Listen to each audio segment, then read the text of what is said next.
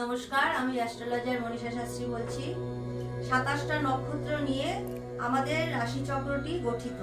আচ্ছা, প্রথম রাশি হচ্ছে মেষ রাশি। এখানে কিন্তু 3টে নক্ষত্র আছে। তার 3টে নক্ষত্র আছে অশ্বিনী, ভরণী, কৃত্তিকা। এবার প্রত্যেকটা রাশির মধ্যেই কিন্তু 3টে করে নক্ষত্র আছে। এবার অনেকেই তাহলে বলতে পারবেন তাহলে তো 12টা রাশি, তাহলে 3টে করে যদি নক্ষত্র হয় তাহলে তো 36টা নক্ষত্র হয়ে যায়। না, এখানে অশ্বিনী, ভরণী, কৃত্তিকা, এই লাস্টের যে কৃত্তিকা নক্ষত্রটা রয়েছে এটা মেষ রাশিতেও যেমন রয়েছে প্রথম অংশ, তার দ্বিতীয় অংশ কিন্তু বৃষ রাশিতে পড়েছে। তাহলে এখানে যে অশ্বিনী, ভরণী, কৃত্তিকা নক্ষত্রটা রয়েছে এইভাবে 9টা নক্ষত্র কিন্তু বাদ হয়ে গেছে। তাইতে 27টা নক্ষত্র 12টা রাশিকে কিন্তু দেখছে। এবার গ্রহরা কিন্তু এই নক্ষত্রের আধারেই আলোকিত হয়। যে নক্ষত্র যে গ্রহর পাশে পড়েছে সেই নক্ষত্র হিসাবে কিন্তু তারা আমাদের এই জন্ম ছকটাকে বলবান করে।